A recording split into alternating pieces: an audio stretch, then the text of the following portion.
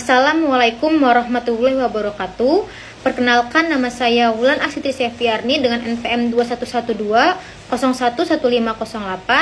akan menjawab pertanyaan dari Ibu Marta Riananda untuk memenuhi nilai ujian akhir semester mata kuliah Hukum Pemerintahan Daerah yang diampu oleh Ibu Marta Riananda.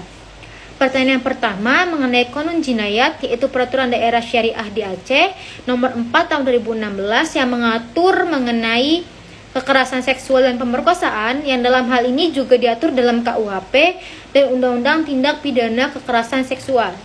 Pertanyaan pertama adalah, apakah Undang-Undang Peraturan Daerah Aceh bertentangan dengan peraturan perundang-undangan lainnya atau bertentangan dengan konstitusi? Jawaban menurut saya adalah Peraturan Daerah Syariah di Aceh yang dikenal sebagai Konun Jinayat sebagian besar mengatur masalah hukum pidana. Sejak tahun 2001, Aceh telah diberikan otonomi khusus untuk menerapkan hukum syariah sebagai bagian dari kesepakatan damai dengan pemerintah pusat di Indonesia. Namun, penting untuk dicatat bahwa Peraturan Daerah Syariah di Aceh harus selaras dengan Undang-Undang Nasional di Indonesia. Seperti pada pasal 18B ayat 2 dari Konstitusi Indonesia menyatakan bahwa pemerintah provinsi dengan status khusus seperti Aceh memiliki kewenangan untuk mengatur dan mengurus urusan di wilayahnya dalam kerangka NKRI. Itu berarti bahwa Aceh diberikan kewenangan untuk menerapkan Konun Jinayat sebagai peraturan daerah syariah di wilayah mereka. Namun, meskipun Aceh memiliki kewenangan untuk menerapkan hukum syariah, hal tersebut tidak berarti bahwa peraturan-peraturan tersebut dapat bertentangan dengan undang-undang nasional yang lebih tinggi. Jika ada ketidaksesuaian antara peraturan daerah syariah dan undang-undang nasional, maka undang-undang nasional yang akan berlaku. Pemerintah Indonesia memiliki peran penting dalam memastikan kesesuaian peraturan daerah dengan undang-undang nasional, termasuk peraturan daerah syariah di Aceh. Jika terdapat konflik antara peraturan daerah dan undang-undang nasional, maka biasanya hal tersebut diselesaikan melalui mekanisme hukum dan prosedur yang ada. Pertanyaan nomor 2 adalah, bagaimana jika daerah lain yang bukan termasuk ke dalam daerah istimewa menerapkan peraturan daerah syariah?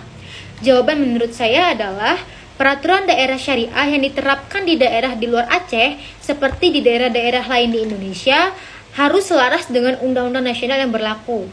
Pemerintah daerah memiliki kewenangan untuk mengatur aspek kehidupan masyarakat di wilayah mereka, tetapi terdapat batasan untuk melaksanakan kewenangan tersebut sehingga kewenangan tersebut tidak boleh bertentangan dengan undang-undang nasional. Undang-Undang Dasar Negara Indonesia, yaitu Konstitusi Negara Republik Indonesia tahun 1945, menetapkan prinsip-prinsip dasar negara yang mencakup kebebasan beragama dan prinsip kesetaraan di hadapan hukum. Ini berarti bahwa peraturan daerah termasuk peraturan syariah tidak boleh melanggar prinsip-prinsip ini. Dalam hal terdapat perbedaan antara peraturan daerah yang mengadopsi aspek hukum syariah dengan undang-undang nasional, biasanya akan ada upaya penyelesaian yang melibatkan perbandingan hukum dan penilaian dari otoritas yang berwenang seperti Mahkamah Konstitusi. Mahkamah Konstitusi memiliki wewenang untuk memutuskan apakah suatu peraturan daerah bertentangan dengan undang-undang nasional atau tidak.